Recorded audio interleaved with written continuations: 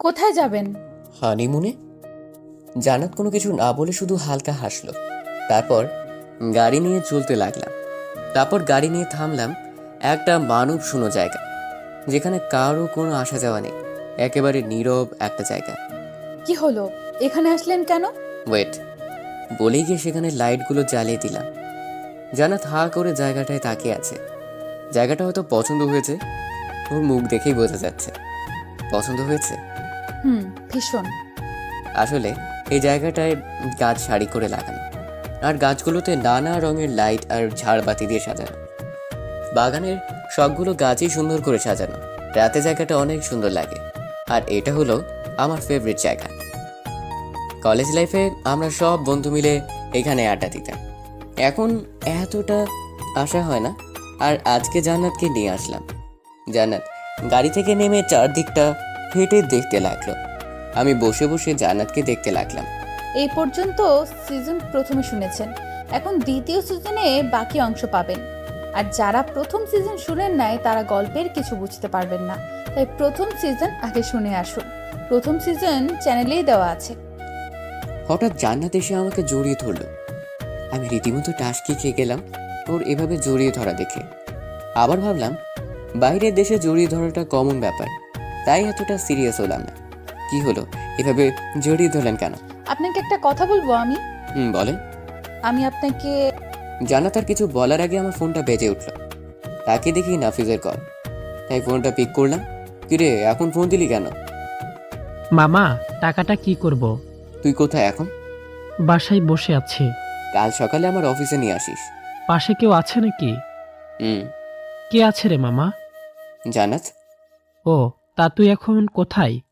বাসার ছাদে। ও। ছেলেটার কি খবর? ভালোই। চাচার আপনাকে সব বুঝিয়ে দিয়ে আসছি। ও, সারাদিন কিছু খেতে দিয়েছিস নাকি এমনি আছে? খাইয়ে দিয়ে এসেছি। ওকে, কাল সকালে দেখা হবে। তাকে দেখে জান্নাত অগ্নি চোখে আমার দিকে তাকিয়ে আছে। কি হলো, এভাবে তাকিয়ে আছেন কেন? না, এমনি। বাসায় চলেন। ও, কি না বলবেন বলেছিলেন? বলার ইচ্ছে নেই, বাসায় চলেন। আমার থেকে ফোনটা বড় হয়ে গেছে আপনার কাছে। ও, এই কারণে রাগ করেছেন? কোনো কিছু না বলে অন্যদিকে তাকিয়ে রইল।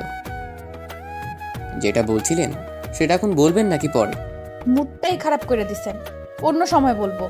ওকে, তা এখানে থাকবেন নাকি বাসায় যাবেন? বাসায় যাওয়াটা ভালো। ওকে, তাহলে চলেন। চলেন। কি ভাবছেন? আচ্ছা, ফোনটা কে করেছিল? কেন? আমার কথায় বেরিয়ে দেওয়া মানুষটার নাম জানতে হবে আমাকে। সামি ফোন দিয়েছিল, আমার কলিগ। ও। আর কোনো কথা না বলে সোজা বাসায় চলে আসলাম। জান্নাত বাসায় চলে গেল। আমি গাড়ি নিয়ে গেলাম গুদামে। গিয়ে দেখি রহিম চাচা আর রুমা আপা বসে আছে। আমাকে দেখে আমার কাছে আসলো। বাবা, কেমন আছো তুমি? এই তো ভালো। তা আপনাদের কি অবস্থা? এই তো ভালো। তা বাবা, এই পোলাটার আটকায় রাখছো কেন? চাচা, ও আমাদের পরিবারের ক্ষতি করতে চায়, তাই ওকে এখানে কিছুদিনের জন্য আটকে রেখেছি। ও।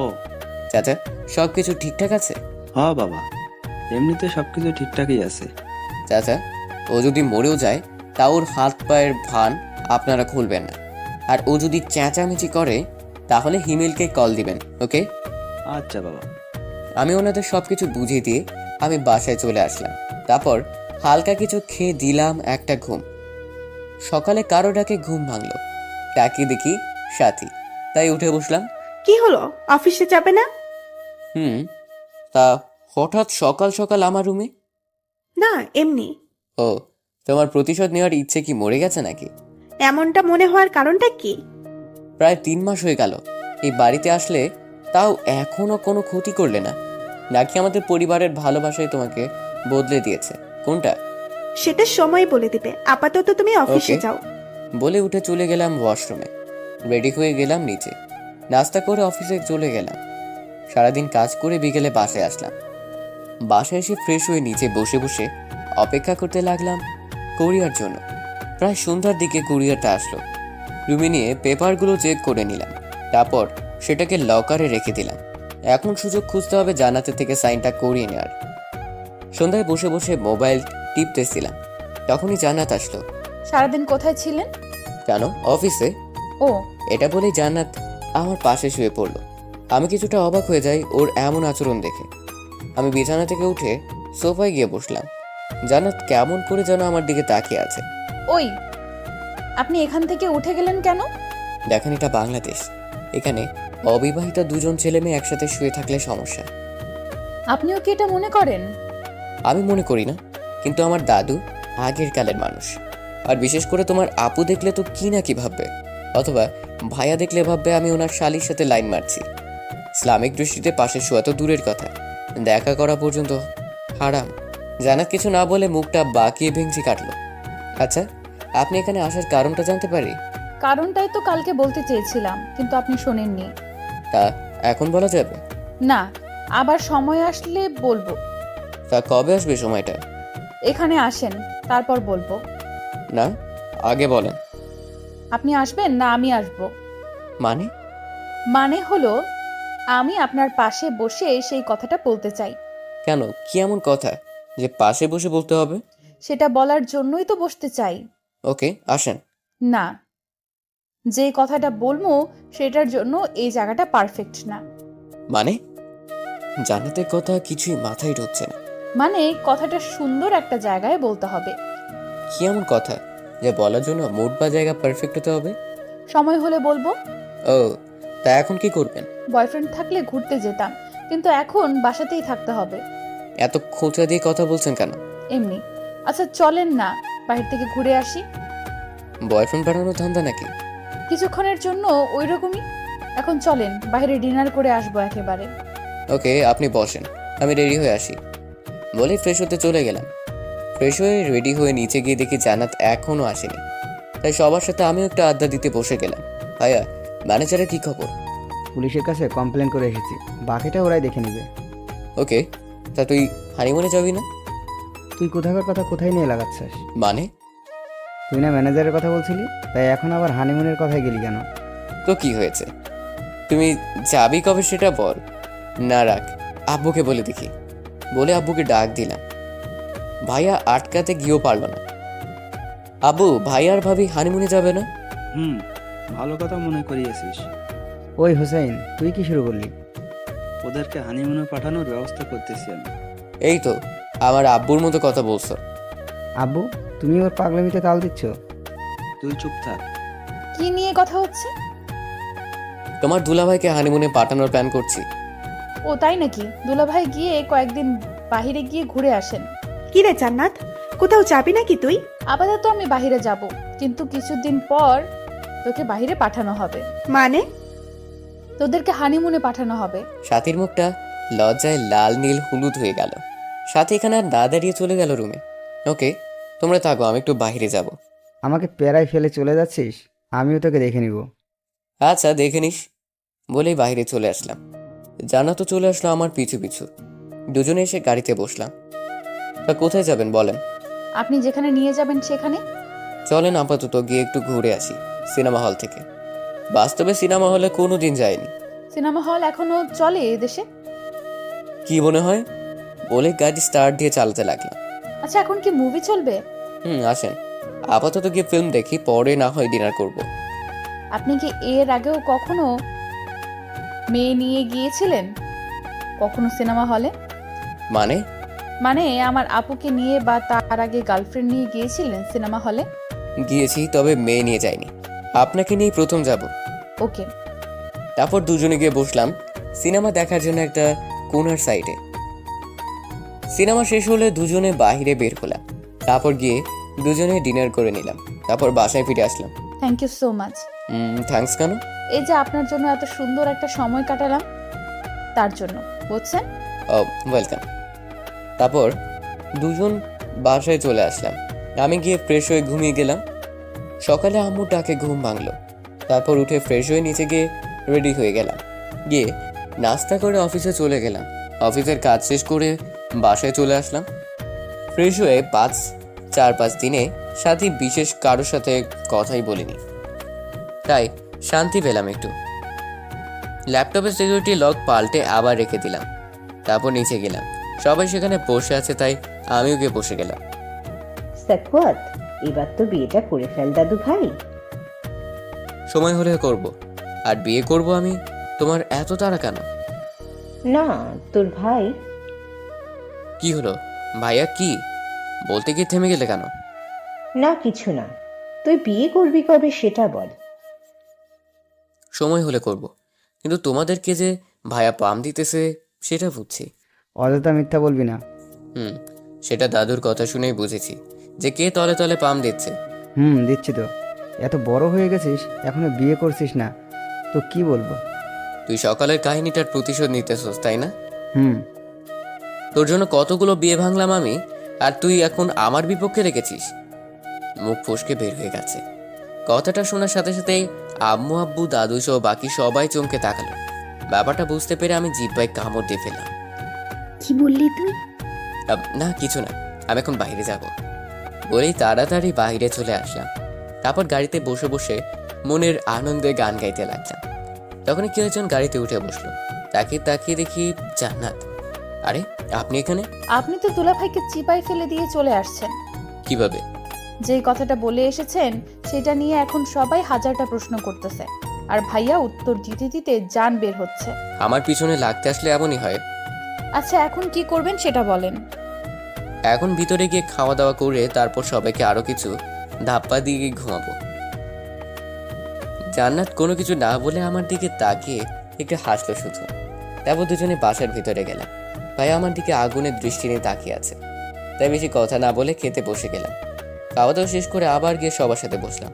কি হলো, এভাবে তাকিয়ে আছো কেন? এমনি। আচ্ছা দাদু ভাই, তুই যে বলেছিলি তুই নাকি কোনো মেয়েকে পছন্দ করিস, তাকে আমাদের সাথে পরিচয় করিয়ে দিবি না? পরিচয় হয়ে কি করবে? আরে ওদের পরিবারের সাথে তোর বিয়ের কথাবার্তা ফাইনাল করতে হবে না? সময় হলে বলবো। সময় হবে কবে? জানি না বলে উঠে রুমে চলে গেলাম। সারাদিন অনেক মজা করেছি অফিসে, তাই আর বেশি চিন্তা না করে দিলাম একটা ঘুম। সকালে আম্মুটাকে ঘুম ভাঙলো। কিরে, উঠবি না? অফিসের টাইম হয়ে গেছে। আজকে শুক্রবার, উঠে নাস্তা করে নে। আর তোর আব্বু তোকে ডাকছে। তুমি যাও, আমি আসছি বলে উঠে ফ্রেশ হতে চলে গেলাম। নাস্তা করার সময় নিচে গিয়ে দেখি সবাই বসে আছে, তাই সবার সাথে আমিও বসে গেলাম। আব্বু ডেকেছিলে নাকি? হুম। কেন? সবাই আমাদের পরিবারের রীতি সম্পর্কে জানো নিশ্চয়ই। হুম। সো সাথী যেহেতু বংশের বড় বউ, তাই সাথীকে এই বাড়ির সব দায়িত্ব দিয়ে দেওয়ার সিদ্ধান্ত নিয়েছি। আর তাকে আমরা আমাদের জমির ভাগ থেকে কিছু অংশ লিখে দিব। আব্বু আমি কি করে? পারবে মা? আর তোমার শাশুড়ি তো আছে। সাথী আর কিছুই বললো না, সবাই চুপচাপ বসে রইল। এটা বলার জন্যই ডেকেছিলে? হুম। এটা সবাইকে বলার কি আছে? আমি তো মনে করেছি কি না কি বলবে, আর এটা বলার কি আছে? শুধু শুধু আমার ঘুমটা নষ্ট করেছো। চুপ করে খা। ওকে বলে চুপচাপ খেয়ে নিলাম। মনে মনে ভয় একটাই, সাথী হাতে পরিবারের সব দায়িত্ব যাচ্ছে, আল্লাহ জানে আগে কি হয়। এসব ভাবতে ভাবতে রুমে গিয়ে শুয়ে পড়লাম। হঠাৎ সাথী রুমে আসলো, তাই উঠে বসলাম। পরিবারের দায়িত্ব তো আমার হাতে চলে আসতেছে, এখন কি করবে তুমি? সাথী, তুমি আমাকে এখনো ঠিকভাবে চিনোনি। আমাকে রাগেও না, তাহলে তোমাকে শূন্য করে ফেলবো তোমাকে। ওরে আমি তো ভয় পাইছি, এসব নাটক আমার সামনে না করাই ভালো। আর তুমি রাগলে কি করতে পারবে আমার? সেটা তোমাকে আমি সময় হলেই দেখাবো। আর তুমি সবাইকে যে ভুল বুঝতেছো এটা তুমি নিজেও জানো না। আমি তো ভুলই বুঝছি। আর তোমরা সবাই মিলে আমার আব্বুর যা করেছিলে তা ঠিক ছিল না। আমি আগেও বলেছি, তোমার আব্বুর সাথে যা হয়েছে তার জন্য দাদা দায়ী। ওকে, তা ওই বুড়া মরার পর তোমরা একবারও আব্বুকে ফিরে আসতে বলনি কেন? দাদির এই কথাটা আমার কলিজায় লাগলো। ঠিকই তো, দাদা মরার পর তো ছোট চাচাকে আসতে বলা হয়নি কেন? সাথীর কথাটা ভাবাতে লাগলো আমাকে। কি হলো, কথার উত্তর নেই কেন? তোমার কথাটা সত্যি, কিন্তু এটার উত্তর আমি সবার কাছ থেকে চাইবো। তুমি শুধু দেখে যাও। দেখো, আমাকে বোঝাতে এসো না। তোমরা সবাই মিলে আমার আব্বুকে বাইরে বের করে দিয়েছিলে, আর আমি এটার প্রতিশোধ না নিয়ে থামবো না। ওকে যা করার করে নিও, কিন্তু আমি তো আছি নাকি, এটা মনে রেখো, তাহলেই হবে। ওকে জনাব। আর কিছু না বলে আমি শুয়ে পড়লাম। সাথীও চলে গেল। কিছুক্ষণের মাঝে ঘুমিয়ে গেলাম, কিন্তু বেশিক্ষণ ঘুমাতে পারলাম না। কেউ একজন কানে সুরসুরি দেওয়ায় ঘুমটা ভেঙে গেল। তাকে দেখি জান্নাত পাশে বসে হাসতেছে। আমি কোনো কিছু না বলে জান্নাতের দিকে এক দৃষ্টিতে ওর হাসিটা দেখতে লাগলাম।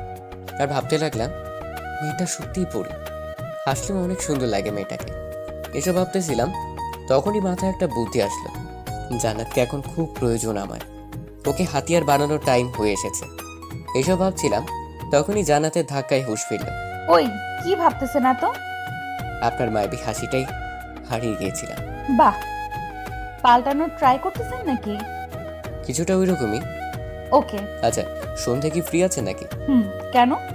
আপনাকে নিয়ে এক জায়গায় যাব। কোথায়? সেটা সন্ধ্যায় বলবো। ওকে, তাহলে আপনি ঘুমান, পরে কথা হবে। সারাদিন শেষে সন্ধ্যায় জান্নাতকে নিয়ে বাহির থেকে ঘুরে আসলাম। বাসা আসতে দেখি সবাই বসে আছে। উপরে গিয়ে ফ্রেশ হয়ে নিচে আসলাম, সবার সাথে বসলাম গল্প করার জন্য। কিরে, তোর বিয়ের কি খবর? মানে? আমার ছোট বৌমাকে কবে দেখা করাবি আমার সাথে? সত্যি করে বলো তো, তোমরা আমার ভালোবাসাকে কি মেনে নিবে? কেন নিব না বোকা? তাহলে দাদু, আমার কিছু প্রশ্নের উত্তর দাও তো। বল। তোমরা সবাই মিলে যদি আমার ভালোবাসাটাকে মেনে নিতে পারো, তাহলে আমাদের ছোট আব্বুর ভালোবাসাটাকে মেনে নাওনি কেন? কথাটা শুনে দাদু সহ সবাই একটা বড় সড়ো ধাক্কা খেল। আমার দিকে চুমকে তাকালো। কি হলো, উত্তর দাও। দেখ, তখন তো দাদা সবকিছু করেছিল। আমি অনেক বলেছি ওনাকে, কিন্তু উনি শোনেননি আমার কথা। দাদা মারা যাওয়ার পর ওনাদের ফিরে আসতে বলনি কেন? আমরা অনেক খুঁজেছি তোর ছোট চাচাকে, কিন্তু কোনো খোঁজ মেলেনি তার। জানি না ও কোথায় আছে, কেমন আছে। আমি সাথীর দিকে তাকিয়ে দেখি সাথীর চোখেও হালকা পানি। সাথীর দাদুর দিকে তাকিয়ে আছে। দেখো, খুঁজলে নাকি সব মিলে, আর তোমরা ছোট চাচাকে খুঁজে পাওনি কেন? দেখ, আমরা তো ছোট চাচাকে পুরো বাংলাদেশ খুঁজেছি, খবরের কাগজেও দিয়েছি, কিন্তু পাইনি। ওকে, এবার আমি খুঁজবো চাচাকে, আর তোমরা দেখো শুধু। আর আমার পছন্দের মেয়ে নেই, ঠিক আছে? বলে উপরে চলে আসলাম। তারপর রুমে গিয়ে বসেছিলাম, তখনই জান্নাত রুমে আসলো। আচ্ছা, আপনি কি বললেন? আমি কিছুই বুঝলাম না। আরে আসলে আমার একটা ছোট আব্বু। জান্নাতকে সব খুলে বললাম। শুধু বললাম না, জান্নাতের আব্বুই আমার ছোট চাচা। এটা ঘটনাটা আমি আগেও শুনেছি মনে হচ্ছে। কি জানি। আচ্ছা, আপনি থাকেন, আমি গেলাম। বসে বসে মোবাইল টিপতেছিলাম, তখনই সাথী রুমে আসলো কফি নিয়ে। কি ভেঙেছে আপনার ভুল? সাথী কোনো কিছু না বলেই চলে গেল। আমি নিজের মতো কফিকে চলে গেলাম খেতে। খাওয়া দাওয়া করে উপরে চলে আসলাম, তারপর ঘুমিয়ে গেলাম। এভাবে বেশ কয়েকদিন কেটে গেল। সাধারণভাবেই কেটে গেল দিনগুলো। বিকেলে বাসায় এসে ফ্রেশ হয়ে এসে বসে বসে মোবাইল টিপতে লাগলাম। তখনই জান্নাত রুমে আসলো। কি হলো, কিছু বলবেন? আপনাকে একটা কথা বলবো বলেছিলাম, মনে আছে? হুম। আজকে সন্ধ্যায় বলতে চাই। সন্ধ্যায় আপনাকে নিয়ে একটা জায়গায় যাব, রেডি হন। আমি কিছু না ভেবে উঠে গেলাম রেডি হতে। তারপর রেডি হয়ে গাড়িতে গিয়ে বসে রইলাম। কিছুক্ষণ পর জান্নাত এসে আমার গাড়িতে উঠলো। তারপর আমার দিকে তাকিয়ে একটা মিষ্টি হাসি দিল। কোথায় যাবেন বলেন? চালাতে থাকেন, আমি বলতেছি। ওকে বলে গাড়ি চালাতে লাগলাম। কিছুটা পথ যাওয়ার পর জান্নাত একটা নদীর পাড়ে থামাতে বললো। তাই গাড়ি থামিয়ে দুজনে নিচে নামলাম। বলেন, কি বলবেন? চলেন একটু হাঁটি। চলেন বলে দুজন পাশাপাশি হাঁটতে লাগলাম। আপনার হাতটা একটু ধরতে পারি? না না, সরি, সারা জীবনের জন্য ধরতে পারি? আপনি কি ইনডাইরেক্ট প্রপোজ করতেছেন নাকি? হুম। দেখেন, বাসা থেকে মেয়ে দেখতেছে, আর আপনি আগে বললে ভেবে দেখতাম, কিন্তু কে জানে কবে বাসা থেকে মেয়ে ঠিক করে বসে। সেটা নিয়ে আপনাকে ভাবতে হবে না, আমি সব সামনে নেব। দেখো, আমি কি বলবো কিছুই বুঝতেছি না। আপনাকে কিছু বলতে হবে না, আপাতত বাসায় চলেন, সেখানে আরো বড় চমক বাকি আছে আপনার জন্য। কিরকম চমক? শুনলেই বুঝতে পারবেন। এখন চলেন বাসায়। আর কিছুক্ষণ বসি এখানে, জায়গাটা খুব ভালো, তাই কিছুক্ষণ থাকতে মন চাইছে। আপনার পছন্দের জায়গা এটা, তাই আপনার পছন্দ হতে হবে। জায়গাটা পছন্দ হয়েছে, কিন্তু আপনাকে পছন্দ হয়নি আমার। জানার কথাটা শোনার সাথে সাথেই হাসি খুশি মুখটা একেবারে শুকিয়ে গেল। চোখের কোণে পানি চলে আসলো। ভাঙা গলায় জিজ্ঞেস করলো, কেন? কারণ তুমি অনেক পাতলা, আর পাতলামে আমার পছন্দ না। জান্নাত কাঁদো কাঁদো মুখটা এখন রাগে লাল হয়ে গেল, চোখ দিয়ে যেন রক্ত পড়তেছে। হঠাৎ করে জান্নাত এসে আমাকে জোরে জড়িয়ে ধরে কেঁদে দেয়। তারপর কোনো কথা না বলে ঘাড়ে কামড় বসে দিল। আরে আরে, কি করতেছো? ও আমি পাতলা বলে ভালো লাগে না, শয়তান। বলে আবার কামড় বসে দিল। আহ আহ উফ, ব্যথা পাচ্ছি তো। আরে আমি তো মজা করেছি। আপনি পাতলা কে বলেছে? আপনি তো লেডি বডি বিল্ডার। এবার কামড় ছাড়লো জান্নাত। আমার দিকে অভিমানী নজর নিয়ে তাকিয়ে আছে। আমি পাতলা, তাই না? তাহলে এখন কোলে নিয়ে 1 ঘন্টা এই নদীর পাড়ে হাঁটবেন। কি? হুম, তাড়াতাড়ি কোলে নেন। আমি বাসে যাব? আগে কোলে নিয়ে হেঁটে নেন, তারপর বাসায় যায়েন। কি আর করেন। তাই ওকে এভাবে নিয়েই হাঁটতে লাগলাম নদীর পাড়ে। কিছুক্ষণ হাঁটার পর জান্নাত পিঠ থেকে নেমে পড়ল। এবার বাসায় যাওয়া যাক। আসছে বাসায় যেতে, এখন তো শুরু মাত্র। কি? হুম, এবার হাত দিয়ে কোলে তুলেন। কি আর করার, তাই কোলে তুলে নিলাম। পাতলা বলার সুর তুলতেছে। কতক্ষণ এভাবে নিয়ে ঘোরার পর জান্নাত নামাতে বলল, তাই নামিয়ে দিলাম। আর বলবেন পাতলা মেয়ে, জীবনেও না। মনে থাকে যেন, বুঝছেন? ওকে। চলেন এবার বাসায় যাই। চলেন। তারপর জান্নাতকে নিয়ে বাসায় চলে আসলাম। জান্নাত ভিতরে চলে গেল। আমি গাড়ি পার্ক করে ভিতরে আসলাম। হুসাইন, এদিকে আয়। বলো। আমরা তোর বিয়ে ঠিক করেছি। ও ওকে। কার সাথে? তোর বিয়ে ঠিক করেছি জান্নাতের সাথে। কি বলেই বসা থেকে দাঁড়িয়ে গেলাম। জান্নাত আমার দিকে লাজুক চোখে তাকালো, আর বাকি সবাই হালকা হেসে উঠল। আমি সবার চিন্তা বাদ দিয়ে সাথের দিকে তাকালাম, কিন্তু ওর তেমন কোনো রেসপন্স নেই। কি রে, তোর মেয়ে পছন্দ হয়নি? কি বলবো কিছুই বুঝতে পারতেছি না, তাই চুপচাপ দাঁড়িয়ে রইলাম। কথা বলতেছি না দেখে জান্নাত আমার দিকে জিজ্ঞাসার দৃষ্টিতে তাকালো। উপায় না দেখে মাথা নেড়ে শুধু হ্যাঁ বলে রুমে চলে আসলাম। রুমে আসতেই তৌফিকের কল আসলো। কিরে মামা, কি অবস্থা? ভালো। তা পেপার দুইটাই সাইন করাইছো তো? না, এখনো হয়নি। মামা, 5 দিনের ভিতর এটা সাইন করা, না হলে পরে সমস্যায় পড়ে যাব। কেন? আরে, যাকে দিয়ে কাজটা করাচ্ছি সে নাকি 2 মাস পরে অবসর নিয়ে নিবে। সো যা করা তাড়াতাড়ি কর। ওকে, আমি তোকে 3 দিনের ভিতরে সাইন করে পাঠাচ্ছি। ওকে, ভালো থাকিস। ওকে বলেই ফোনটা রেখে দিলাম। মাথা ঘুরতে লাগলো জান্নাতের থেকে কিভাবে সাইনটা করানো যায়। ভাবছিলাম কয়েকদিন পর বিয়ের সময় করিয়ে নিব, কিন্তু এখন তো মহা ঝামেলায় পড়ে গেলাম। ফ্রেশ হয়ে এসে ভাবতে লাগলাম কিভাবে করা যায়। ভাবতে ভাবতে কখন যে খাওয়ার টাইম হয়ে গেল খেয়ালই করিনি। আম্মুটাকে ভাবনা থেকে বের হয়ে খেতে গেলাম।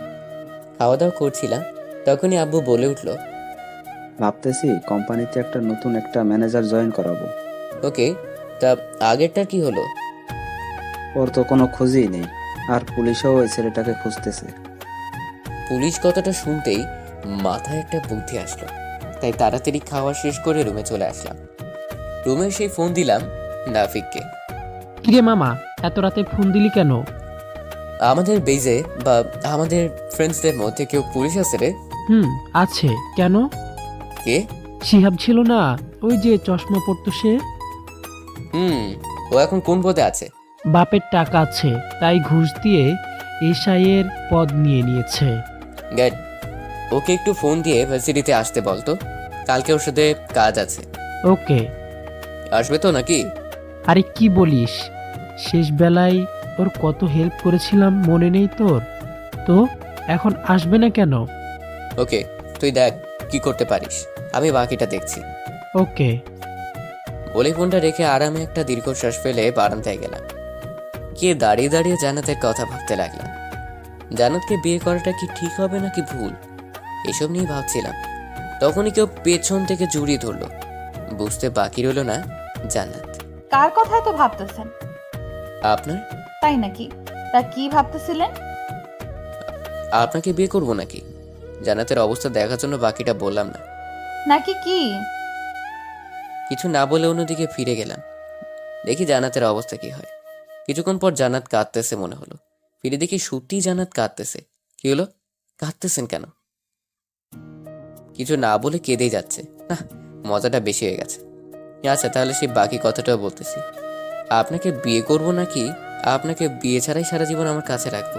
আপনি যেভাবে রাখবেন আমি সেভাবেই থাকবো। ওলে ওলে, থাক, এখন আর কাঁদতে হবে না। শয়তান! কি হলো, মারলেন কেন? আমাকে কাঁদিয়েছেন তাই। ওকে, অনেক রাত হয়ে গেছে, এখন রুমে যান। আমি তো আমার রুমেই আছি। মানে? মানে কয়েকদিন পর থেকে তো এটা আমারই হবে। সো কাল যেটা হতে যাচ্ছে সেই আগে থেকেই অভ্যাস করে নেওয়া ভালো না? ওরে আল্লাহ, বলে কি মেয়েটা? কি বলি সেটা বুঝতে হবে না। এখন আসেন, ঘুমাতে হবে। আয় আয় আয়, যান রুমে যান। চুপ, আসেন। রুমে এসে জান্নাত খাটে শুয়ে গেল। তারপর হাতের ইশারায় কাছে ডাকতে লাগলো, সরি আপনি থাকেন এই রুমে, আমি গিয়ে অন্য রুমে ঘুমাবো। বলেই দরজার দিকে আসতে লাগলাম। তখনই জান্নাত এসে দরজায় দাঁড়িয়ে গেল। বুঝেছি, আপনাকে বিয়ের পরেই বাগে আনতে হবে। বুঝতে পারার জন্য ধন্যবাদ। আমি যে চলে যাব, তবে যাওয়ার জন্য গিফট দেন। কিসের গিফট? আর এত রাতে দোকান খোলা থাকবে নাকি যে গিফট পাওয়া যাবে? পুরো দোকানটাই সামনে, আর বলে গিফট নাকি পাওয়া যাবে না। কি বোঝাতে চাইছেন? বলবো না করে দেখাবো? মানে বলেন। জান্নাতের নজরটা কেমন যেন খারাপ হতে লাগলো। তারপর হাঁটি হাঁটি পায়ে আমার দিকে এগোতে লাগলো। ওকে, তাহলে আগে পানি খেয়ে নিই, তারপর বলবো। বলে গ্লাস থেকে পানি খেয়ে খাটের সামনে এসে দাঁড়ালো। শেষ, তাহলে এবার বিদায় হন। বিদায় হওয়ার গিফটটা তো লাগবে নাকি? বলেন কি গিফট? ওকে, একটা কিস করেন, তাহলে আমি চলে যাব। কি? কি না জি? না, এটা আমি পারবো না। ওকে, তাহলে আমিও যাব না। কাকে ডাকবেন ডেকে নেন। কি করব কিছুই বুঝতে পারতেছি না। আর জিমে না দিলে এখন সারা বাড়ি মাথায় তুলে রাখবে। ওই কি এত ভাবতেছেন? না, কিছু না। দিবেন না এখানেই শুয়ে পড়বো, অনেক ঘুম পেয়েছে। ওকে, তাহলে এদিকে আসেন। আপনি আসেন, আমি যেতে পারবো না। ওকে বলে আমি জান্নাতের কাছে গেলাম। আপনি আপনার কাজ করতে পারেন। ওকে। জান্নাতের দিকে 5 ইঞ্চি গ্যাপ রেখে দাঁড়ালাম। জান্নাত বারে বারে গ্যাপটায় তাকাতে লাগলো। তারপর আমি কিস করার জন্য চোখগুলো বন্ধ করে মুখটা এগোতে লাগলাম। হঠাৎ জান্নাত এসে আমাকে জড়িয়ে ধরে লিপ কিস করে দিল। ওর ব্যবহার দেখে আমি পুরাই অবাক। তারপর জান্নাত আমাকে নিয়ে খাটে পড়ে যায়। কয়েকটা কিস করার পর জান্নাত হাঁপাতে লাগলো। আজকে বুঝলাম আপু আপনাকে কেন বিয়ে করেনি। মানে? আপনি এতটা আনরোমান্টিক, তাই আপু আপনাকে রিজেক্ট করে দিয়েছে। ও তাই? রিজেক্ট মালটা আপনার কি প্রয়োজন তা জানতে পারি? সেটা বিয়ের পরে বলবো, এখন সরুন, ঘুমাতে যেতে হবে। আমি বেশি চিন্তা না করে ফ্রেশ হতে চলে গেলাম। হ্যাঁ, লিপস্টিক এত বাজে টেস্টটা আজকেও বুঝলাম। যাই হোক, ফ্রেশ হয়ে এসে ঘুমাতে চলে গেলাম। সকালে আম্মুর ডাকে ঘুম ভাঙলো, তাই উঠে ফ্রেশ হয়ে এসে নাস্তা করে অফিসের জন্য বেরিয়ে গেলাম। রাস্তায় জান্নাতকে নিয়ে করা প্ল্যানটা নাফিসকে বুঝিয়ে দিলাম। তারপর অফিসে কাজ করতে লাগলাম। দুপুরের পরে ইমেল ফোন দিয়ে বলল সঞ্জিত নাকি রাজি হয়ে গেছে, তাই বাকি প্ল্যানটাও বলতে। তারপর অফিস থেকে বেরিয়ে সোজা চলে গেলাম ক্লাবে। কিরে শিহাব, কি খবর? ভালো। তা তোকে সবকিছু বুঝিয়ে দিয়েছে না নাফিস? তারপর তুই শিহাবকে বাকি প্ল্যানটাও বলে দিলাম। ওকে। আরেকটা কথা, তোর বড় ভাই কি ফাইন্যান্স নিয়ে পড়েছিল না? কেন? এখন কি করে? চাকরি করে নাকি এখনো বেকার? বেকারি? ঠিক আছে, আমাদের অফিসে পাঠিয়ে দিস। আমি তোর ভাইয়ের ট্যালেন্ট দেখেছি, ম্যানেজারের চাকরি হয়ে যাবে। কি বলিস মামা? শিহাবের চোখে হালকা পানি জমে গেল, কিছুটা আবেগী হয়তো হয়ে গেছে। আচ্ছা, আমি আব্বুকে সব বলে দিচ্ছি, তুই পাঠিয়ে দিস কালকে। ওকে? মামা তুই আজকেও আমাকে উপকার করলি, আমি তো ঋণ। ধুর, কি বলতেছিস? আর তোর ভাইয়াকে বলিস এখান থেকে যেন রাগটা কমিয়ে নেয়, কারণ তার হাতের নিচে এখন 20-40 জন কাজ করবে না, পুরো একটা কোম্পানির লোক কাজ করবে। সো ওনাকে একটু বুঝিয়ে বলিস ওনার চাকরিগুলো গেছে রাগের কারণে, সেটা আমি জানি। তাহলে আমি এখন যাই, পরে কথা হবে। বলে সেখান থেকে বেরিয়ে গেলাম। এরপর আর অফিসে না গিয়ে বাসায় চলে আসলাম 3টার দিকে। প্রচুর খিদে পেয়েছে, তাই আম্মুকে ডাকতে তার রুমে যাই। আম্মুর রুমে উকি দিয়ে দেখি ঘুমাচ্ছে, তাই আর ডাকলাম না। ভাবির রুমেও আর যাইনি। টেবিলে কি আছে দেখেই ফ্রেশ হতে চলে গেলাম। ফ্রেশ হয়ে নিচে এসে চমকে গেলাম, এসে দেখি সবকিছু সুন্দর করে সাজানো, কিন্তু আশেপাশে কাউকেই দেখতে পাচ্ছি না। প্রচুর খিদে পাওয়ায় আর বেশি চিন্তা করলাম না, হয়তো সাথী দেখেছে এসেছি, তাই হয়তো সব রেডি করে দিয়ে চলে গেছে। খেতে বসে গেলাম। কিছুক্ষণ পর হঠাৎ গ্লাসের দিকে নজর গেল, চিরকুটের মতো একটা জিনিস রাখা, তাই হাতে নিলাম। কে এই চিরকুট রাখলো? কিছুটা উৎসাহী হয়ে খুললাম। ফুলে আমি অবাক হয়ে গেলাম যে এটা জান্নাত। তাই আর কিছুই বললাম না। কি হলো, কিছু বলতেছেন না কেন? কি বলবো? কি বলবেন মানে? থ্যাঙ্কসও দিবেন না? থ্যাঙ্কস কেন দিব? কেন দিবেন মানে? এত কষ্ট করে সবকিছু রেডি করে খেতে দিলাম, আর আপনি কি না একটা থ্যাঙ্কসও দিবেন না? আমি কোনো পাগল বা পাগলিকে থ্যাঙ্কস দেই না। মানে? মানে হলো চিরকুটে হাতে ধরে দিলাম। ও আচ্ছা, থাক, লাগবে না আপনার ধন্যবাদ। থাকেন, আমি গেলাম। জান্নাত চলে গেল। আমি খাওয়া দাওয়া শেষ করে রুমে গিয়ে দেখি জান্নাত শুয়ে আছে। লকার থেকে পেপারগুলো ব্যাগে নিয়ে নিলাম। জান্নাত এখন ওভাবেই শুয়ে আছে। আচ্ছা থ্যাঙ্কস লাগবে নাকি কিস, কোনটা লাগবে? জান্নাত আমাদেরকে ভূত দেখার মতো চমকে তাকালো। কি হলো বলেন? আপনি যা দেন। ওকে, তাহলে সন্ধ্যায় লেকের পাড়ে গাড়ি নিয়ে চলে যায়। ওকে, তা আপনি কি এখন কোথাও যাবেন নাকি? হুম, একটু অফিসে যাব, সন্ধ্যায় আপনাকে নিয়ে ঘুরতে যাব, তারপর রাতে একেবারে বাহিরে খেয়ে বাসায় আসবো। ওকে। তারপর বাসা থেকে বেরিয়ে শিহাবকে সব কাগজগুলো বুঝিয়ে দিয়ে আমি চলে গেলাম লেকের পাড়ে। আর জানি জান্নাত এখন পর্যন্ত আসতে পারবে না, তাও যদি চলে আসে তাই বসে রইলাম। সন্ধ্যা 8টার দিকে জান্নাত ফোন দিল, তাই রিসিভ করলাম তাড়াতাড়ি। জান্নাত কোথায় আপনি? জান্নাত কিছু না বলে কাঁদতে লাগলো। জানি এটা হওয়ার কথা, তাই বেশি একটা অবাক হয়নি। তারপরে এমনভাবে কথা বলেছি যেন জান্নাতের সন্দেহ না হয়। জান্নাত কি হয়েছে বলো আমাকে। আমাকে পুলিশ থানায় নিয়ে এসেছে। কেন? আপনার কাছে আসার সময় রাস্তায় দুজনকে লিফট দিয়েছিলাম, তারা নাকি সন্ত্রাসী, আর তাদের সাথে আমাকেও পুলিশ ধরে নিয়ে এসেছে। আচ্ছা, কোন থানায় আছেন আপনি? থানায়। ওকে, আমি আসতেছি, তুই চিন্তা করো না। বলি ফোনটা রেখে দিলাম। তারপর গাড়ি নিয়ে রওনা দিলাম থানা। এবার আমাদের প্ল্যানটা আপনাদেরকে বলি। আমি জান্নাতকে ফোন দিয়ে লেকের পাড়ে ডাকবো। তারপর রাস্তায় দুটো লোক জান্নাতের গাড়ির কাছে হেল্প চাইবে। জান্নাত যা দয়ালু তাতে নিশ্চিত লিফট দিবে। তারপর শিহাব এসে ওই দুজনকে ধরে নিয়ে যাবে, সাথে জান্নাতকেও ধরে নিয়ে যাবে। আমি গেলে শিহাব আমাকে বন্ধু বলে গলায় জড়িয়ে ধরবে। বাকিটা ওইখানে গেলেই জানতে পারবে। আমি থানায় এসে পৌঁছে গেলাম। ভিতরে গিয়ে হালকা একটু অবাক হয়ে গেলাম। আব্বু ভাইয়া আর সাথেও থানায় এসে হাজির হয়ে আছে। ব্যাপারটা এখন একটু সমস্যাই হয়ে গেছে। তখন শিহাব ভেতর থেকে বাইরে আসলো, এসেই ভাব নিয়ে আব্বু আর ভাইকে বলল, কি হলো, আপনারা এখনো যাননি? যান, গিয়ে উকিল নিয়ে আসেন। আমি ইশারা দিলাম বাকিটা শুরু করতে। ওই, তুই হুসাইন না? হুম স্যার। আমাকে চিনিস নাই? আরে আমি শিহাব, ব্যাটারি বলতি, আমাকে মনে আছে? ও হ্যাঁ। ওরা কি হয় তোর? আব্বু ভাইয়া আর ভাবি সবার সাথে পরিচয় করে দিলাম। ও আঙ্কেল, বসেন, দাঁড়িয়ে আছেন কেন? মেয়েটা কি হয় তোর? তোদের ভাবি হইব? কি বলিস, আগে বলবি না আমাকে? তারপর শিহাব আরেকজনকে বলল জান্নাতকে বাহিরে আনতে। তারপর উনি জান্নাতকে বাহিরে বের করে আনে। আচ্ছা হুসাইন, তুই একটু আমার সাথে আয়। চল বলেই দুজনেও রুমে গেলাম। কিরে, কাগজগুলো সব রেডি তো? সব কিছু ওকে, এখন শুধু শেষ খেলাটা দেখবো। কিছুক্ষণ পর জান্নাত শুধু ডাকবে, আর বাকিদের ভেতরে আনার দরকার নেই, কারণ তারা এই ব্যাপারে কিছুই জানে না। ওকে। তারপর কিছুক্ষণ বসে বসে সিগারেট খেয়ে নিলাম একটা। তারপর জান্নাতকে ভিতরে ডাকলাম। জান্নাত আসলো, কিন্তু হালকা ভয় পেয়ে আছে। সরি ভাবি, আমি জানতাম না আপনি হুসাইনের হবু বউ। জান্নাত কিছুই বললো না। আচ্ছা, এখানে 4টা সাইন করে আপনি বাসায় চলে যান, আর কোনো সমস্যা হবে না। আমি জান্নাতের হাত থেকে পেপারগুলো নিয়ে ভালো করে দেখে নিলাম।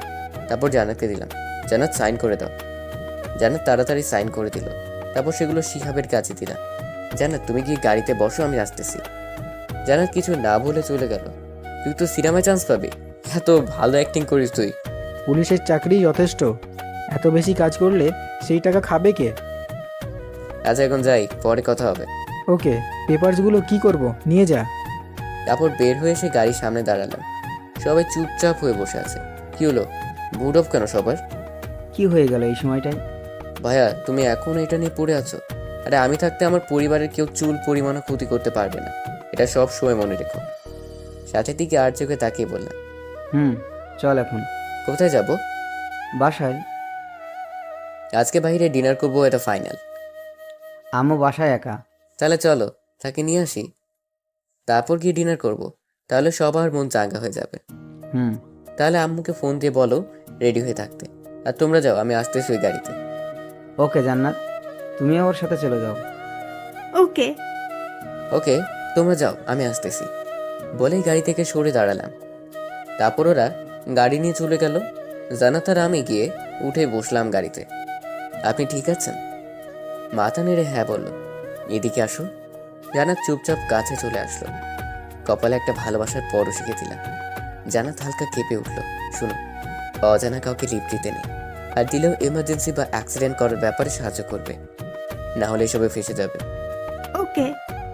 আর একটা কথা, আমার বউকে সবাই চিনে রাখার দরকার, না হলে কিভাবে হবে? আর আজকে থেকে তোমার কোনো চিন্তা নেই। কোনো সমস্যা হলে তো তোমার পুলিশ দেবর আছেই, ফোন দিবে, চলে যাবে সে। জান্নাত হালকা করে হাসলো। দেখেছ তোমার হবু স্বামী কত ফেমাস?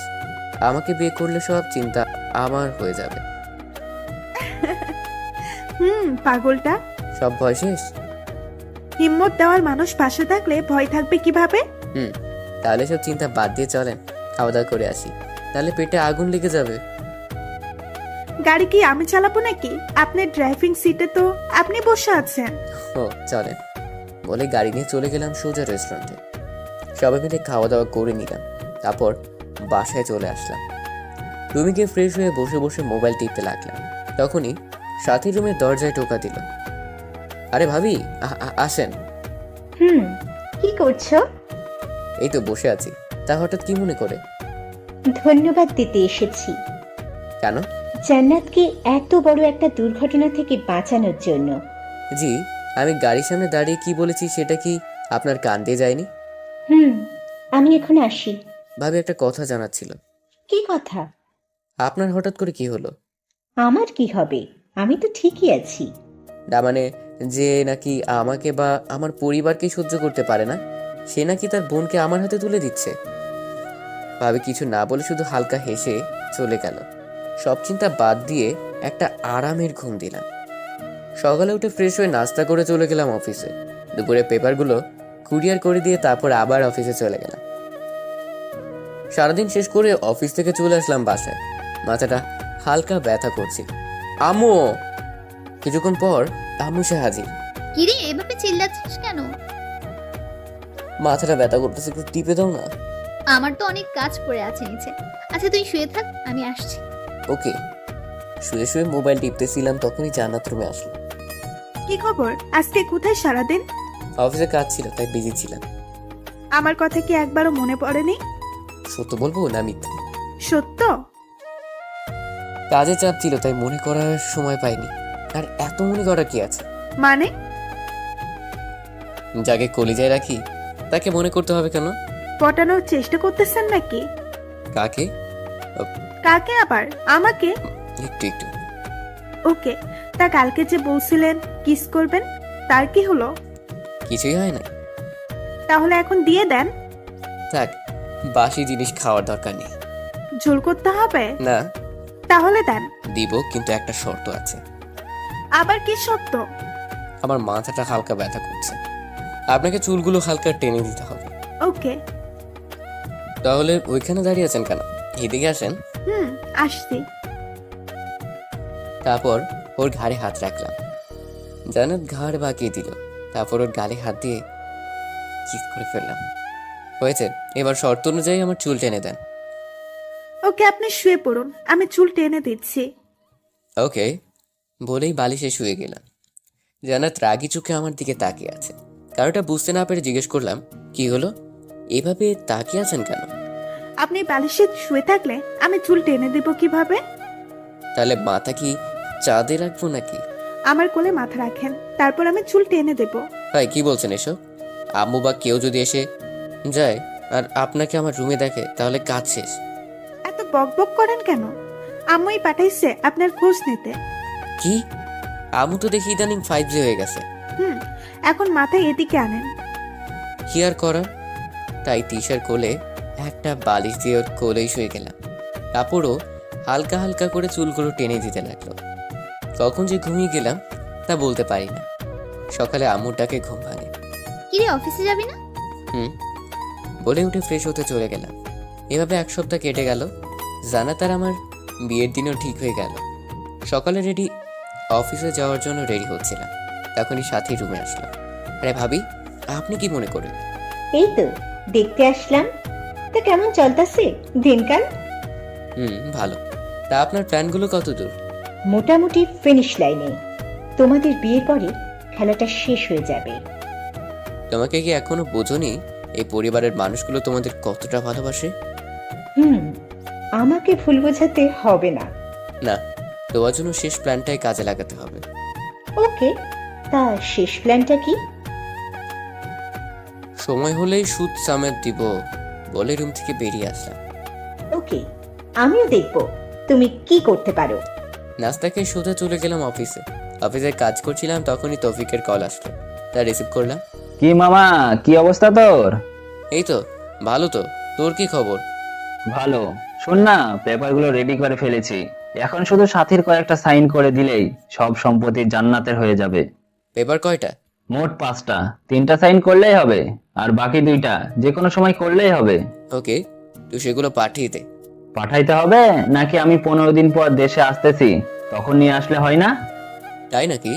ওকে, নিয়ে আয়। ওকে, ভালো থাকিস। ওকে, ফোনটা কেটে দিলাম। এখন চিন্তা একটাই যে সাথীর থেকে সাইনগুলো কিভাবে, তাও 3টা সাইন। জান্নাত তো আমাকে বিশ্বাস করে, তাই সেদিন না দেখেই সাইন করে দিয়েছিল। কিন্তু এটা তো সাথী, ও না দেখে সাইন করার মেয়েরা। দূর, সেগুলো পরে দেখা যাবে। তারপর অফিসের কাজ শেষ করে বিকেলে বাসায় চলে আসতেছিলাম, তখনই দেখি জান্নাত একটা মার্কেটের সামনে দাঁড়িয়ে আছে। দূর থেকে কিছুক্ষণ দেখলাম ও কি করে। কিছুক্ষণ দেখার পর দেখলাম গাড়ির জন্য দাঁড়িয়ে আছে, তাই গাড়িটাও সামনে নিয়ে দাঁড় করালাম। ম্যাডাম, কোথায় যাবেন? থ্যাঙ্কস, আপনি চলে আসছেন। গাড়ি পাওয়াই যাচ্ছে না। তাই এখানে কি করছেন? একটু মার্কেট করে আসছিলাম। কার জন্য? সেটা তো বলা যাবে না। ওকে, তা বাসা থেকে একা এসেছেন কেন? আর গাড়িও নিয়ে আসেনি কেন? গাড়ি নিয়ে আসলে আপনার সাথে দেখা হতো নাকি? কিছু না বলে একটু হাসলাম, তারপর নিজের গাড়ি চালাতে লাগলাম। কোথায় যাবেন? বাসে যাব। চলুন না, কোথাও গিয়ে ঘুরে আসি। ওকে, বলেন কোথায় যাবেন? চলেন নদীর পাড়ে যাই। কিন্তু সেখানে গিয়ে কি করব? সেখানে গেলে আপনার জন্য একটা গিফট আছে। তাহলে তো যাওয়াই যায়। চলেন। তারপর গাড়ি নিয়ে সোজা চলে গেলাম নদীর পাড়ে। দুজনে গিয়ে একটা জায়গায় বসলাম। বলেন, এবার কি বলবেন? কিছু বলতে হবে না, আমাকে কিছুক্ষণ আপনাকে দেখতে দেন। কি? কিছুদিন ধরে আপনি কাজে এত বিজি থাকেন যে আপনাকে ঠিকভাবে দেখতে পারি না। ওকে, দেখেন। চুপ করে কতক্ষণ নদীর দিকে তাকিয়ে রইলাম। কিছুক্ষণ পর জান্নাত আমার কাঁধে মাথা দিয়ে ডুবন্ত সূর্যটা দুজনে দেখতে লাগলাম। এবার আমার গিফটটা দেন। সত্যিই দিব।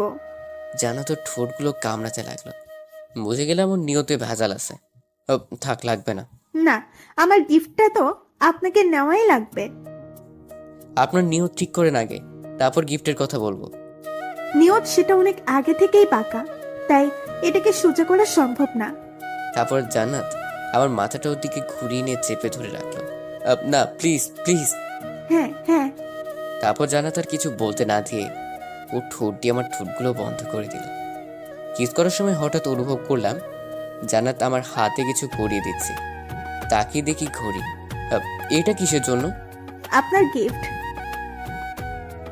কিসটা কি ছিল? বোনাস। বাহ, তার কি করলে এমন বোনাস পাওয়া যাবে বলবেন একটু? বিয়ে করেন।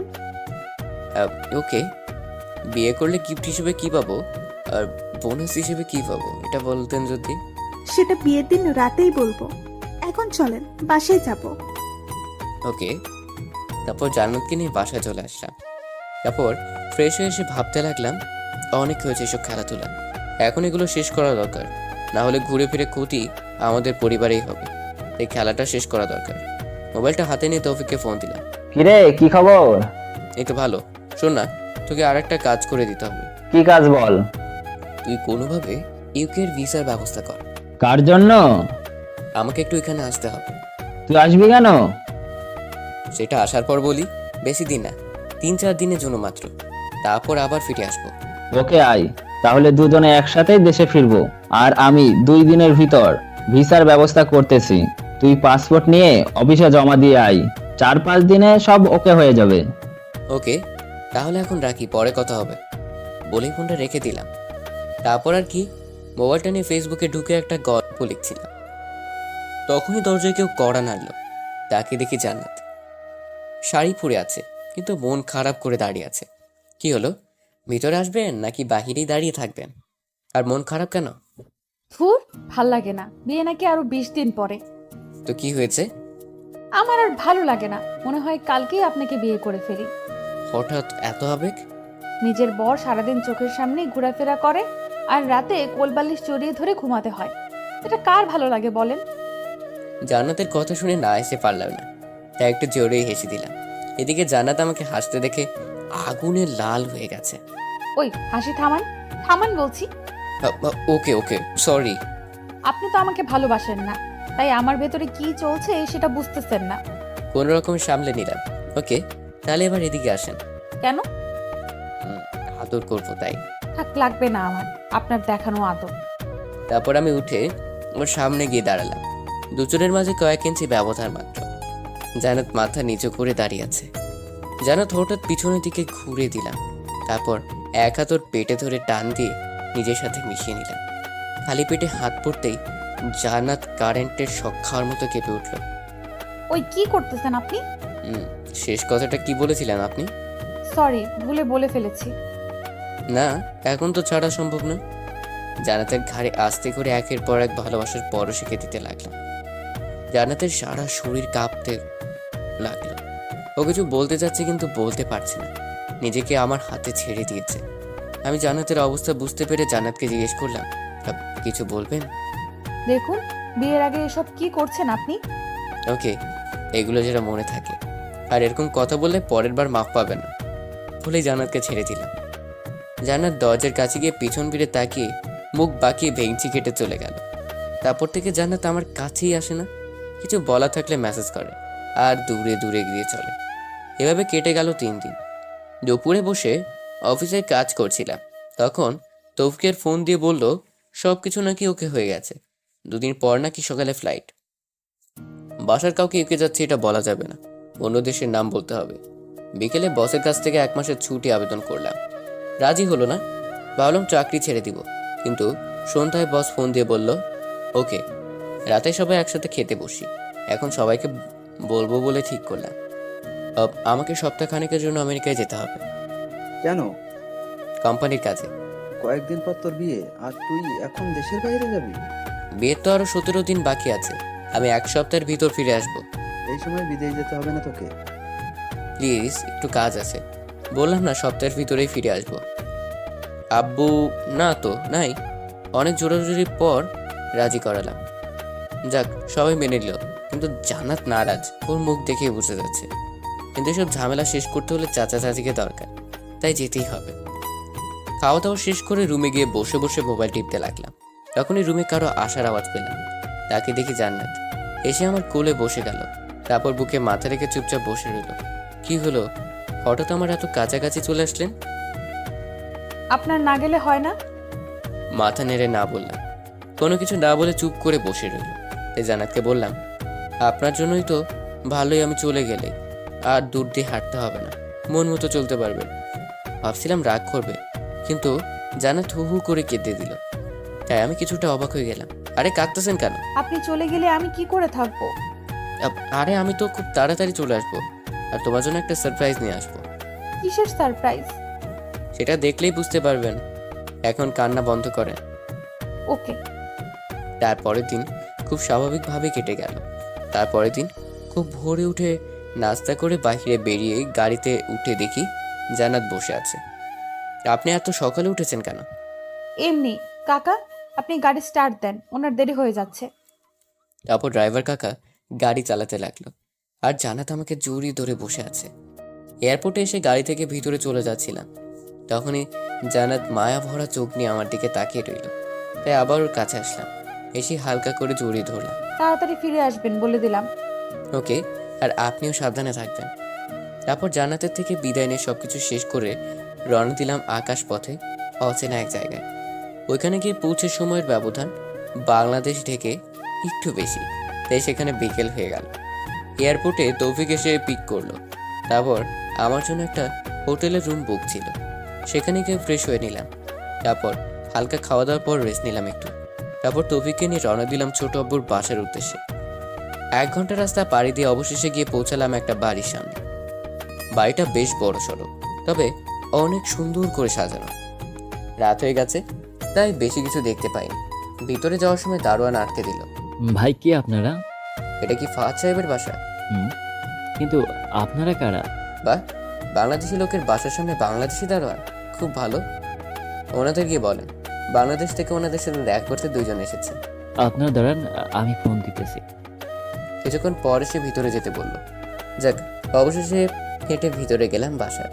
কলিং বেল দিতেই একজন ভদ্রমহিলা এসে দরজা খুলে দিল।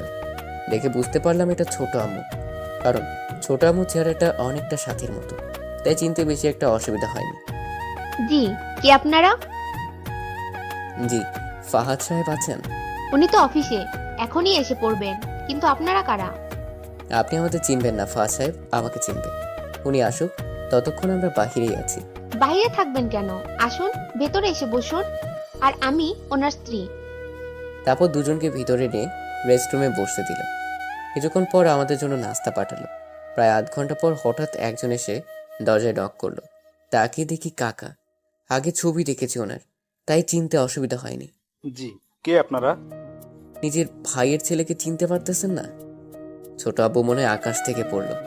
অবাক চোখে আমার দিকে তাকিয়ে রইল। কিছুক্ষণ পর কাকার চোখের পানি দেখতে পেলাম। তুই কি অভি না হুসাইন? হুসাইন। তুই এত বড় হয়ে গেছিস, এতদিন আমার কথা মনে পড়লো? বলে ছোট আব্বু এসে আমাকে জড়িয়ে ধরে আবেগে কেঁদে ফেললো। তারপর ছোট আব্বুকে সামনে নিয়ে একটা চেয়ারে বসালাম। তুই আমাকে খুঁজে পেলি কিভাবে? সব বলবো, এখন প্রচুর খেতে পেয়েছে। এখন চলেন আগে কিছু খেয়ে নিই, আর আপনার সাথে আমার কথাও আছে। ওকে, আয়। তারপর ছোট আম্মুকে ডেকে আনলো। একে চিনতে পেরেছো? ছোট আম্মু কিছুক্ষণ তাকানোর পর না বলল। ও হলো হুসাইন, ভাইয়ের ছোট ছেলে। ছোট আব্বু অবাক হয়ে তাকিয়ে রইল, হয়তো ঠিকভাবে বুঝে উঠতে পারিনি। তুমি গিয়ে খাবার দাও আমাদের সবার জন্য। ছোট আম্মু মাথা নেড়ে চলে গেল। তারপর আমি আর ছোট আব্বু গিয়ে সোফায় বসলাম। বাসার সবাই কেমন আছে? এই তো ভালো। আব্বু কেমন আছে? দাদা তো 7 বছর আগেই মারা গেছে। কি? দাদু আছে এখন শুধু। তোমাকে দেখার জন্য দাদু এখনো কান্না করে। উনি তোমার কথা আমাদের বলতো, তাই আমাদের বিয়ের আগে তোমাদের বাসায় নিয়ে যেতে এসেছি। কি যাবে না? যাব। আব্বুকে দেখতে পাইনি শেষবারের মতো, তাই আম্মুকে না দেখে হারাতে চাই না। তাহলে চলেন, কালকেই চলে যাইতেছে। এমনি কি চলে যাওয়া যায় নাকি?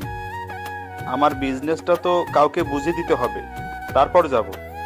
আমার হাতে 1 সপ্তাহ সময় আছে, এর চেয়ে বেশি সময় দিতে পারবো না। ওকে, চলবে। আই, এখন খেয়ে নেই। চলেন বলেই খাবার টেবিলে চলে গেলাম। সবাই খেতে বসলাম। তখনই ছোট আব্বু বলে উঠল, অভি আসেনি? আপনাদের বড় মেয়ের জামাই বিজি, তাই আসতে পারেনি। মানে? সাথে কি কিছুই বলেনি আপনাকে? না, কি হয়েছে বলো তো আমাদের। তাহলে শুনেন, আপনার বড় মেয়ে আমাদের উপর প্রতিশোধ নিতে বিয়ে করেছে ভাইয়াকে, আর এই কথাগুলো শুধু আমি জানি। ও কিসের প্রতিশোধ নিবে?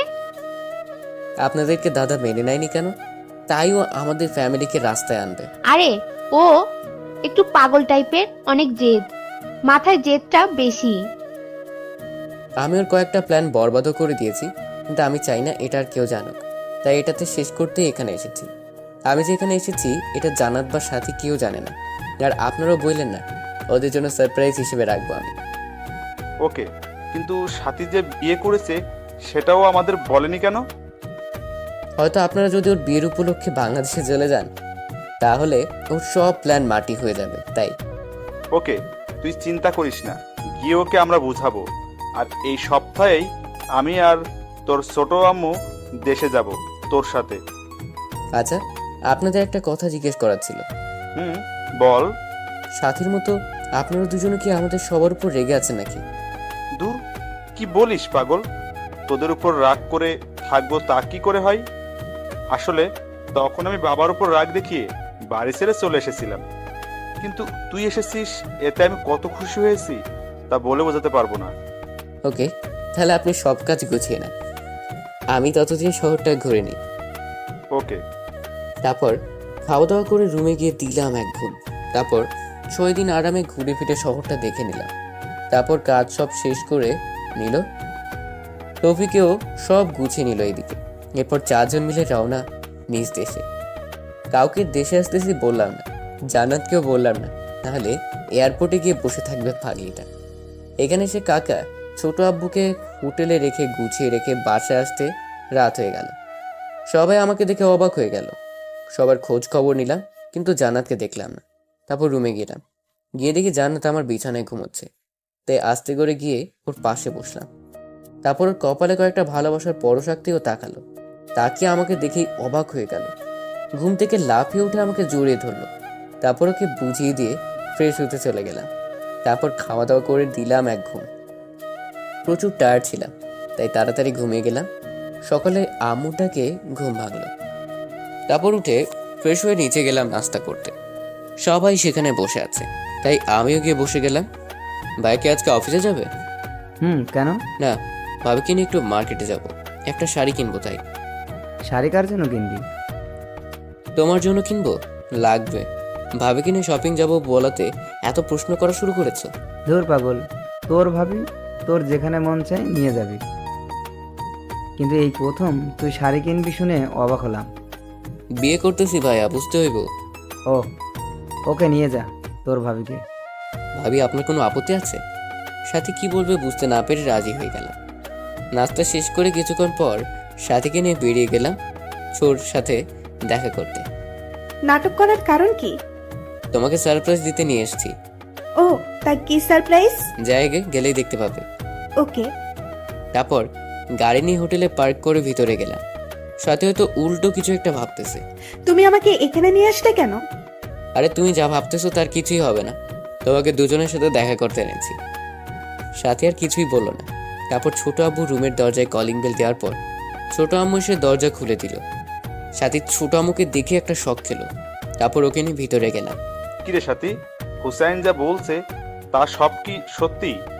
সাথী কিছু না বলে চুপচাপ মাথা নিচু করে বসে আছে। দেখ মা, ওনারা আমার বাবা মা, ভাই, ভাবি। ওনাদের ক্ষতি মানে আমার ক্ষতি। আমি তোকে ছোটবেলায় তোকে সব বলেছিলাম, যেন আমি যদি বেঁচে না থাকি তুই যেন ওনাদের কাছে ফিরে আসতে পারিস। আর এখন নাকি ওনাদেরই ক্ষতি করতে চাচ্ছিস। সাথী এখনো চুপ হয়ে আছে। ছোট আব্বু তাকে বোঝাতে লাগলো। আমার সব শোনার মন চাইল না, তাই নিচে এসে গাড়িতে বসে রইলাম। প্রায় আধ ঘন্টা পর সাথী এসে গাড়িতে উঠলো। কোনো কথা না বলে গাড়ি নিয়ে সোজা বাসায় গেলাম।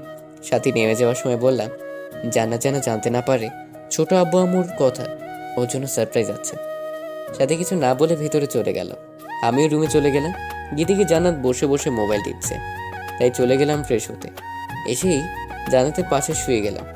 আপনি কেমন জানি বদলে গেছেন। আবার একই কথা, কি করলাম আমি? বিদেশ থেকে এসে আমাকে একবারও আদর করেছেন? তো আসেন এবার আদর করি বলেই টান দিয়ে শুইয়ে দিলাম। জান্নাত চোখ বন্ধ করে চুপচাপ শুয়ে রইল। আমি উঠে গিয়ে দরজা বন্ধ করে আসলাম। এবার বলেন আপনার কি কি আদর লাগবে? আপনাকে আদর করতে হবে না, আপনি শুধু চুপচাপ শুয়ে থাকেন, আমি আপনাকে জড়িয়ে ধরে ঘুমাতে চাই। ওকে বলেই শুয়ে গেলাম। জান্নাত আমাকে জড়িয়ে ধরে শুয়ে গেল। আমি মোবাইল নিয়ে টিপতে লাগলাম। আপনার জন্য সারপ্রাইজ আছে বলেছিলাম, মনে আছে? বিকেলে সারপ্রাইজ দিতে নিয়ে যাব, রেডি থাকেন। ওকে। বিকেলে জান্নাতকে নিয়ে গেলাম হোটেলে। জান্নাত ওনাদের দেখেই অবাক হয়ে গেল। তারপর ওনাদের কথা শেষ হলে ওনাদের আজকেই নিয়ে যাব বলে ঠিক করলাম। তারপর সবকিছু গুছিয়ে নিতে লাগলাম। জান্নাত আমার দিকে তাকিয়ে মুচকি হাসতে লাগলো। সবকিছু রেডি করে জান্নাত একটা ব্যাগ নিয়ে নিচে পাঠিয়ে দিলাম। এই সুযোগে ছোট আব্বু আম্মুকে বলে দিলাম, আমি আপনারা দুজন আর সাথী ছাড়া এসব ঘটনাগুলো কেউ জানে না। আমি চাই আর কেউ যেন না জানে। এগুলো নিচে ছিল, নিচেই দাফন করে দিব, সো প্লিজ। ওকে বাবা। তারপর ফোনটা বের করে ভাইকে ফোন দিলাম। কিরে, এখন ফোন দিয়েছিস কেন? ভাইয়া তুমি আব্বুকে নিয়ে এক্ষুনি বাসায় চলে আসো, ছোট একটা সমস্যার সমাধান করতে হবে। সো এমার্জেন্সি আব্বুকে নিয়ে বাসায় আসো, আমি আসছি। তুই কোথায় আর কি হয়েছে? তোমরা এক্ষুনি আসো, আমি এসে সব বলছি বলে ফোনটা কেটে দিলাম। তারপর ওনাদের দিয়ে রওনা দিলাম বাড়ির দিকে। আব্বু, তোমাদের হবু জামাইকে তোমাদের কেমন লেগেছে? মা, তোর পছন্দই আমাদের পছন্দ। আর হুসাইন তো অনেক ভালো ছেলে। আমি অনেক ভালোবাসি ওকে। তারপর সোজা বাসায় চলে আসলাম। আমি ব্যাগ নিয়ে আগেই চলে আসলাম। এসে দেখি সবাই আমার জন্য অপেক্ষা করছে। আমাকে দেখে ভাইয়া বলল, কিরে, কি হয়েছে? আমাদেরকে এত ইমার্জেন্সি ডাকলি কেন? বাড়িটা বলতেই ছোট আব্বু আম্মু বাসায় ঢুকলো। আব্বু আম্মু আর দাদু অবাক হয়ে গেল, কিন্তু ভাইয়া ঠিকভাবে বুঝে উঠতে পারেনি। নাও দাদু, তোমার ছোট ছেলেকে খুঁজে নিয়ে এসেছি। জান্নাত আমার কথা শুনে অবাক হয়ে তাকালো, কারণ জান্নাত জানতো না ওর আব্বু আম্মুই আমার ছোট আব্বু আম্মু। তারপর ছোট আব্বু এসে দাদুকে জড়িয়ে ধরে কান্না করে দিল। এরপর সবার সাথে কথাবার্তা শেষ করলো। ওনাদের আবেগ বিনিময় শেষে আমি ভাইকে বললাম, ভাইয়া নিজের শ্বশুর শাশুড়িকে সালাম করবে না? এবার আব্বু আম্মু, দাদু আর ভাইয়া একটা বড় সড়ো একটা ধাক্কা খেলো। আমার দিকে অবাক হয়ে তাকিয়ে রইল। ছোট আব্বু পরিস্থিতিটা বুঝতে পেরে জান্নাত তার সাথীর কাছে গিয়ে ছোট আব্বু বলল, হ্যাঁ ভাইয়া, ওরা দুজনেই আমার মেয়ে, আমার চোখের মণি। তারপর সবাই হাসি খুশি মেনে নিল সাথীকে আর জান্নাতকে। তারপর রাতে খাওয়া দাওয়া করে গান শুনছিলাম। তখনই জান্নাত রুমে এসে আমার বুকে হেলান দিয়ে বসে রইল। আমি ফেসবুক চালাচ্ছিলাম, তখনই দরজায় কেউ নক করলো। তাকে দেখি সাথী। জান্নাত তাড়াতাড়ি উঠে বসলো। জান্নাত, তুমি একটু কফি বানিয়ে আনতে পারবে আমার জন্য? যাচ্ছি। তা কি মনে করে আমার কাছে আসা হলো? এত তাড়াতাড়ি হার মেনে গেলে আমার কাছে? আচ্ছা, কখনো ব্লাইন্ড 3 পাত্তি খেলেছ? না, তবে জানি ওই না দেখে যে টাকা দেয় তারপর শো করে ওইটা। তো অনেক তো খেললাম, তা দেখি কার কাছে কি আছে। তুমি আগে শো দাও, তারপর আমি দিব, তারপর দেখাবো কে হেরেছে। সাথে কিছু পেপার আমার সামনে রাখলো। হাতে নিয়ে দেখি আমাদের সব সম্পত্তির পেপার। কিছুটা অবাক হলাম, ও কিভাবে করলো? তোমার আব্বুর কয়েকটা সাইন, সব সম্পত্তি আমার হয়ে যেত। তুমি যাকে দিয়ে বানিয়েছো সে বলেনি যে আব্বু তার সব সম্পত্তি অনেক আগেই আমাদের দুই ভাইকে দিয়ে দিয়েছে, তাই এগুলো অযথা? সাথে কিছুটা অবাক হয়ে যায়। এবার আমি শো করি, তারপর ওদের সম্পত্তির পেপারগুলো, তারপর ওর ইমেইলগুলো আর ম্যানেজারের আটকে রাখার ভিডিওটা রাখলাম। সাথে সেগুলো হাতে নিয়ে দেখতে লাগলো, আর ওর মুখ দেখে বুঝতে পারছিলাম ও অনেক অবাক হয়েছে। জিতা আমারই, কিন্তু এসব ঝামেলা কাঁধে নেওয়ার মুড নাই, তাই ঝেড়ে ফেলে দিলাম। এরপর যদি আমার ফ্যামিলির বিন্দুমাত্র ক্ষতি হয়, তাহলে তোমাকে আমি আমার ভিলেনের রূপটা দেখাবো। তোদের এসব ইমোশন থেকে প্রতিশোধ নেওয়ার চিন্তাটা মাথা থেকে চলে গেছে। যা, মাফ করে দিলাম তোদের সবাইকে। কিছু না বলে হালকা একটু হাসলাম।